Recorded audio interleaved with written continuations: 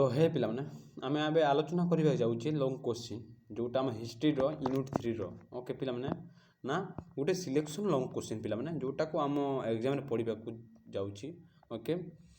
तो आरंभ करवा गोटे लंग क्वेश्चन नंबर 1 रु आरंभ करवा पिलाने दिल्ली रे सुल्तानी राजस्व समय राष्ट्र स्वरूप और समाज व्यवस्था और नारीर स्थान उपर आलोकपात कर। तो पिला कहीं आम आलोचना करवा ना ये बहुत बड़ बा बहुत इंपोर्टेंट क्वेश्चन पिलाने ना दिल्ली सुल्तान शासन बा राजत्व समय कौन थी ना जो समाज व्यवस्था थी नारी मान सेटा को आम आलोकपात करवा ताको आम गोटे पॉइंट ऑफ व्यू देखा ओके। सेटा तुम मत व्यू देखिपर बा गोटे लंग क्वेश्चन जोटा इंपोर्टेंट पिलाने बारंबार सिलेक्शन क्वेश्चन पढ़ुची आम एग्जाम पढ़ुची ओके।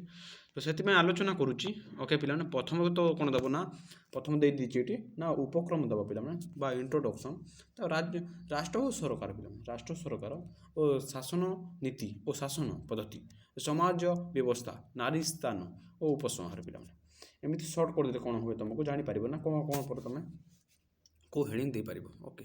तापर देखा उपक्रम कौन लिखी ना समय स्रोत अनुसार ना पे समय स्रोत अनुसार तीन जुग प्राचीन जुग मध्य जुग और आधुनिक जुग ना समय अनुसार कौन पे ना प्राचीन जुग मध्य जुग और आधुनिक जुग मध्ययुगीय भारत वर्ष में दिल्ली सुल्तानी राजस्व देखा जाइथिला ना कौ समय ना मध्य जुग ना 1206 ख्रीष्टाब्द केते रहा 1526 ख्रीष्टाब्द पर्यंत दासवंश खिलिजी वंश तगलक वंश सेंकी लोधी वंशर सुल्तान दिल्ली राजस्व करते किए कहते ना सैयदी और लोधी वंश सुल्तान दिल्ली राजस्व करते बहुत वंश पिला ऑप्शन जमी एमसीक्यू आसे ओके।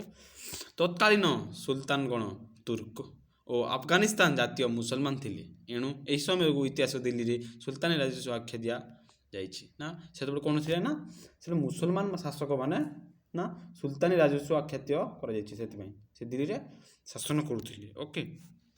बुझल पिला ना राष्ट्र सरकार गोटे पॉइंट पिला गोटे हेडिंग ओके। सुल्तानी शासन दीर्घ 320 वर्ष धरी चली सुल्तानी मान शासन केते इस्लाम शासन नीति उपर पर्यवेक्षित थिला ना से धर्म विशेष अनुसार राष्ट्र थिला पिला कौन थिला ना सुल्तान गोटे केते वर्ष ला 320 वर्ष धरी चली आसुची सुल्तान शासन कौन होता ना इस्लाम शासन नीति उपर पर्यवेक्षित थिला ना को नीति ना इस्लाम नीति पिला जोटा मुसलमान ओके।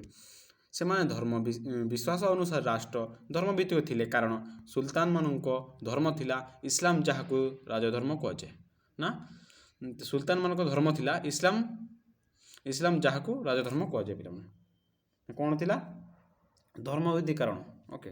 दिल्ली रे सुल्तान माने राष्ट्र को इस्लामिक राष्ट्र भाव घोषणा करते जब मोस्ट इंपोर्टेंट पिला ना कौन कहते सुल्तानी माने ना सुल्तान राष्ट्र को इस्लामी राष्ट्र भाव घोषणा करुले राज्य विज्ञान भाषा रे तत्कालीन राष्ट्र थियोक्राटिक थिला जार पृष्ठभूमि थिला धर्म पिला थियोक्राटिक थिला जार पृष्ठभूमि ना धर्म पिला ओके एमती पड़े ओके। इस्लाम धर्म अनुसार राष्ट्र किसी निजस्व अस्तित्व नहीं कारण यार महाप्रभु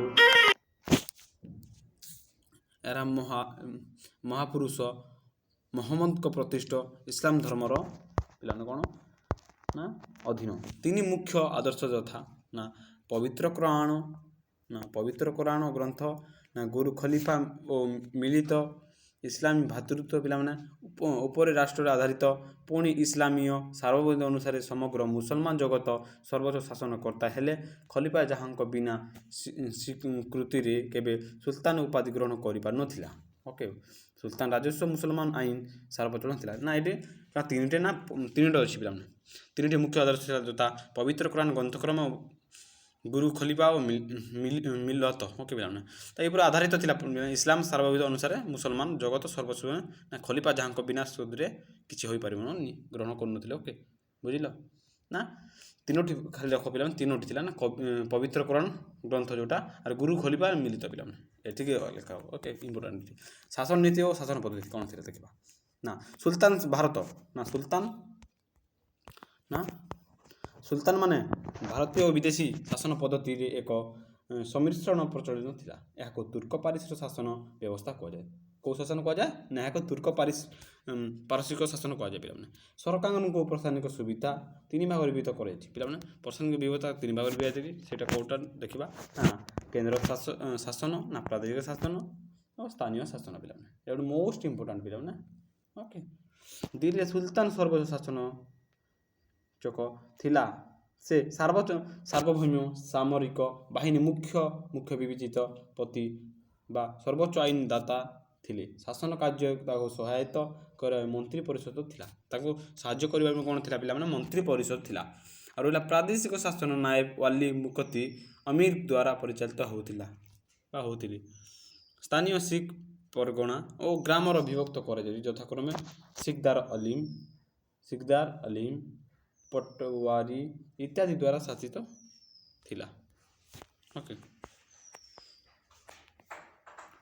ତାପରେ ରହିଲା ସମାଜ ବ୍ୟବସ୍ଥା ପିଲାମାନେ ସମାଜ ବ୍ୟବସ୍ଥା କ'ଣ ନା ସୁଲତାନି ଶାସନ ନା 1206 ଖ୍ରୀଷ୍ଟାବ୍ଦରେ ଆରମ୍ଭ ହୋଇଥିଲା ଯାହା 320 ବର୍ଷ ଧରି 1526 ପର୍ଯ୍ୟନ୍ତ ଚାଲିଥିଲା। ନା କ'ଣ ସୁଲତାନି ଶାସନ ନା 1206ରୁ ଆରମ୍ଭ ହୋଇ କେତେ ବର୍ଷ ନା 320 ବର୍ଷ ଚାଲିଥିଲା ପିଲାମାନେ ନା 1526 ଯାଏଁ। ଏ ସମୟରେ ମଧ୍ୟରେ ମଧ୍ୟଯୁଗୀୟ ସମାଜ ଓ ସଂସ୍କୃତିର ପରିବର୍ତ୍ତନ ଦେଖାଯାଇଥିଲା। କ'ଣ ଦେଖାଯାଇଥିଲା ସମାଜ ଓ ସଂସ୍କୃତିରେ ପରିବର୍ତ୍ତନ ଦେଖାଯାଇଥିଲା। ଏ ସମାଜରେ ଜାତି ପ୍ରଥା ହିନ୍ଦୁମାନଙ୍କର ବ୍ରାହ୍ମଣ କ୍ଷତ୍ରିୟ ବୈଶ୍ୟ ଶୂଦ୍ର 4 ଜାତି ଥିଲେ ସବୁ ବିଭକ୍ତ କରାଯାଇଥିଲା। ଅସ୍ପୃଶ୍ୟ ଚାଣ୍ଡଳମାନ ଯେଉଁଟା ଥିଲା ପିଲାମାନେ ନା ବୁଝେଇ ଦେଉଛି ଅସ୍ପୃଶ୍ୟତା ଯେଉଁଟାକି ଛୁଆଁ ଭେଦଭାବ ଥିଲା ପିଲାମାନେ ସେତେବେଳକୁ ଚାଣ୍ଡାଳ ଯେଉଁମାନେ ST SC ବା ଯେଉଁଟା ଅଛୁଆଁ ଜାତି ସେମାନେ କ'ଣ ନିଜ କାମ କରିବେ ଲାଟ୍ରିନ୍ ସଫା କରିବେ ଯେମିତି ଥିଲା ଓକେ। ମୁସଲମାନ ସମାଜରେ ସମାଜବାଦ ମଧ୍ୟ ଶ୍ରେଣୀ ବିଭକ୍ତ ଥିଲା। ଶ୍ରେଣୀ ଆଉ ଯେଉଁଟା ଆମ ଜାତି ବହୁତ କୁହାଯାଉଛି ଓକେ। ସାମାଜିକ ବ୍ୟବସ୍ଥା ଓ ପଦମର୍ଯ୍ୟାଦା ଅନୁସାରେ ମୁସଲମାନ ଅହଲ ଦୌଲତ ଅହଲ ଇ ସାଦତ ଅଲହି ମୁରାଦି ଆରାମ ଓ ଖଲସ ଶ୍ରେଣୀ ବିଭକ୍ତ କରିଥିଲେ ଏମାନେ କରିଥିଲେ ପିଲାମାନେ ଓକେ। ତାପରେ ନାରୀ ସ୍ଥାନ କିପରି ଥିଲା ସେତେବେଳକୁ ନା ବୈଦେଶିକ ଯୁଗରେ ଭାରତୀୟ ନାରୀମାନେ ଉଚ୍ଚ ସ୍ଥାନର ଅଧିକାରୀ ଥିଲେ। ନା ବୈଦେଶିକ ଯୁଗରେ ଉଚ୍ଚ ସ୍ଥାନ ଥିଲେ ନାରୀମାନେ। ସୁଲତାନି ସମାଜରେ ନାରୀମାନଙ୍କ ସ୍ଥାନ ପଦମର୍ଯ୍ୟାଦା ଅବନତି ପରିଲକ୍ଷିତ ହୋଇଥିଲା। ହିନ୍ଦୁ ଓ ମୁସଲମାନ ରମଣୀମାନେ ଗୃହର ଚାରିକାନ୍ଥ ମଧ୍ୟରେ ସୀମିତ ଥିଲେ। ସେତେବେଳେ କ'ଣ ଥିଲେ ନା ଝିଅମାନେ ଖାଲି ରାନ୍ଧିବେ ଆଉ ଚାରିକାନ୍ଥ ଭିତରେ ଘରେ ରହିବେ ସେଇଟା ସେ କହୁଥିଲେ। ହିନ୍ଦୁ ସମାଜରେ ପ୍ରଚଳିତ ବାଲ୍ୟ ବିବାହ ବି ଥିଲା ପିଲାମାନେ ହିନ୍ଦୁରେ ତ ବାଲ୍ୟ ବିବାହ ଥିଲା ନା ପରଦା ପ୍ରଥା ଦେବବାସୀ ପ୍ରଥା ବହୁ ବିବାହ ଥିଲା ପିଲାମାନେ। ନାରୀମାନଙ୍କୁ ନିଗମଗାମୀ କରାଯାଉଥିଲା। ମୁସଲମାନ ରମଣୀୟ ମଧ୍ୟ ଦୁର୍ଖା ପରିଧାନ କରିଥିଲେ ଶିକ୍ଷା ଲାଭରେ ବଞ୍ଚିତ ଥିଲେ। ଆଉ ରହିଲା ସେମାନଙ୍କ ଅବସ୍ଥା ହିନ୍ଦୁ ନାରୀ ଭଳି ଉନ୍ନତି ନେଇଥିଲା। ଆଉ ଗୋଟେ ପିଲା ମୋଷ୍ଟ ଲେଖିପାରିବ ନା ସେତେବେଳକୁ ନା ସତୀ ପ୍ରଥା ଚାଲୁଥିଲା। ନା ସେତେବେଳକୁ ଯଦି ଗୋଟେ ସ୍ୱାମୀ ମରିଯାଏ ତାପରେ କ'ଣ ହୁଏ ସେ ସ୍ତ୍ରୀକୁ ନେଇକି ନିଆଁରେ ପକାଇ ଦେଉଥିଲେ। ସେ ତାକୁ କିଏ କରୁଥିଲେ ନା ସେ ଯୁଗରେ ଏଇଟା ସବୁ ଅଛି ଓକେ ଏମିତି ଚାଲୁଥିଲା। ତାପରେ ହେଲା ନାରୀ ସ୍ଥାନ ନା କରୁଥିଲେ। ସୁଲତାନି ଶାସନ ସମୟରେ ନା ସୁଲତାନ ସମାଜରେ ନୈତିକ ଅବକ୍ଷୟ ଘଟିଥିଲା। ରାଜନୈତିକ ଉପରେ ଗୁରୁତ୍ୱ ଦେଉନଥିବାରୁ ଦୁର୍ନୀତି ଅନାଚାର ମଦ ପ୍ରଭୃତି ବଢ଼ିଥିଲା। ସୁଲତାନି ଶାସନ ସମୟରେ ନୈତିକ ଅବକ୍ଷୟ ଘଟୁଥିଲା ରାଜନୈତିକତା ଉପରେ ଗୁରୁତ୍ୱ ଦେଉନଥିଲେ ଆଉ ଦୁର୍ନୀତି ଅତ୍ୟାଚାର ମନ୍ଦ ପ୍ରକୃତି ବଢ଼ି ଚାଲୁଥିଲା ପିଲାମାନେ ସେତେବେଳକୁ ଓକେ। ହିନ୍ଦୁମାନେ ଅନ୍ଧବିଶ୍ୱାସ ଓ କୁସଂସ୍କାର ଜଡ଼ିତ ଥିଲେ। ବିଦେଶରୁ ଆସୁଥିବା ମୁସଲମାନମାନେ କାଳକ୍ରମେ ହିନ୍ଦୁ ଅନେକ ଚାଲିଚଳନ ଦ୍ୱାରା ପ୍ରଭାବିତ ହୋଇଥିଲେ। ନା ସେତେବେଳେ କ'ଣ ଥିଲା ନା ହିନ୍ଦୁମାନେ କୁସଂସ୍କାର ଅନ୍ଧବିଶ୍ୱାସରେ ଥିଲେ ଚାଲିଚଳନ ଦ୍ୱାରା ପ୍ରଭାବିତ କରୁଥିଲେ ପିଲାମାନେ। ଆଉ ଉପସଂହାର ପିଲାମାନେ ଏମିତି ଲେଖିବ ନା ଦୀର୍ଘ 320 ବର୍ଷ ଧରି ସୁଲତାନି ଶାସନ 5 ଗୋଟି ରାଜବଂଶର ମୁସଲମାନ କରିଥିଲେ। ତାଙ୍କ ରାଷ୍ଟ୍ର ଧର୍ମ ଭିତ୍ତିକ ମନ୍ଦିର ହିନ୍ଦୁ ସଂଖ୍ୟା କମ୍ ଥିଲା। ସୁଲତାନି ଶାସକ ଓ ପ୍ରଶାସନିକ ଶାସନ ବ୍ୟବସ୍ଥା ଗ୍ରହଣ କରିଥିଲେ। ବିଭିନ୍ନ ପ୍ରକାର କ୍ଷମତାର ବିକେନ୍ଦ୍ରୀକରଣ ମାଧ୍ୟମରେ ଶାସନ ଠିକ୍ ଚାଲିଥିଲା। ମାତ୍ର ନାରୀମାନଙ୍କ ପୁରୁଷ ସହ ସମାନ ସ୍ଥାନ ମର୍ଯ୍ୟାଦା ଦିଆଯାଉନଥିଲା। ଏଇଟା ଗୋଟେ ପଏଣ୍ଟ ଓକେ ନା ନାରୀ ଆଉ ପୁରୁଷ ମଧ୍ୟରେ ଅବହେଳା ଥିଲା। ଅବକ୍ଷ ସଦୃଢ଼ ଅର୍ଥନୈତିକ ବ୍ୟବସ୍ଥା ଓ ବିପୁଳ ଧନରାଶି ସମୟରେ ଅସୁବିଧା ସୁଲତାନି ସୁରକ୍ଷା ଦେଉଥିଲେ ଯାହାଫଳରେ ଦୀର୍ଘ 3 ଶତାବ୍ଦୀର ସମୟରେ ଭାରତ ରାଜସ୍ୱ କରିପାରୁନଥିଲା ପିଲାମାନେ। ସେତେବେଳେ କ'ଣ ହେଉଥିଲା ନା ଯେତେବେଳେ ସୁଲତାନିମାନେ ଶାସନ କରୁଥିଲେ କ'ଣ ହେଉଥିଲା ନା ସେତେବେଳକୁ ହିନ୍ଦୁର ଲୋକ କମ୍ ଥିଲେ ପିଲାମାନେ ଓକେ। ଗତ 300 ବର୍ଷ ଧରି 320 ବର୍ଷ ଧରି ଶାସନ କରୁଥିଲେ। ସେଥିରେ କ'ଣ ଅନ୍ଧବିଶ୍ୱାସ ଥିଲା ନାରୀ ଆଉ ପୁରୁଷ ଭିତରେ ଭେଦ ଥିଲା ପିଲାମାନେ ଏଇଟା କୁହାଯାଉଛି। ତ ପିଲାମାନେ ଗୋଟେ ଏଭ୍ରିୱାନ୍ ତ ଜାଣିପାରୁଥିବ ଗୋଟେ ଯେଉଁଟା ଲଙ୍ଗ କୋଶ୍ଚିନ୍ ପିଲାମାନେ ଆମେ ଯେଉଁଟା ଆରମ୍ଭ କଲେ ସେଇଟା ମୁଁ ଚାହୁଁଛି ବୁଝିପାରୁଥିବ ଓକେ। ଯେଉଁଟା ବୁଝେଇଲି ପିଲାମାନେ ଏଇଟା ହିଁ ମୋଷ୍ଟ ଇମ୍ପୋର୍ଟାଣ୍ଟ କୋଶ୍ଚିନ୍ ଓକେ। ତ ଆଉ ଗୋଟେ ଭିଡ଼ିଓରେ ଆମେ ଦେଖା ହେବା। ଭିଡ଼ିଓ ଯଦି ଭଲ ଲାଗିଛି ପିଲାମାନେ ଚ୍ୟାନେଲକୁ ଲାଇକ୍ ଆଉ ସବସ୍କ୍ରାଇବ୍ଟା କରିବା ଭୁଲିବନି। ଆଉ କମେଣ୍ଟରେ ତୁମର ରାୟ ଦେବ ନା କେମିତି ଲାଗିଲା ଭିଡ଼ିଓ କ'ଣ ମୋର ତ୍ରୁଟି ରହିଲା ଆଉ ଫିଡ଼ବ୍ୟାକ୍ଟା ଦେଇକି ଯିବ ଓକେ। ରହିଲି ଜୟ ହିନ୍ଦ ଜୟ ଭାରତ।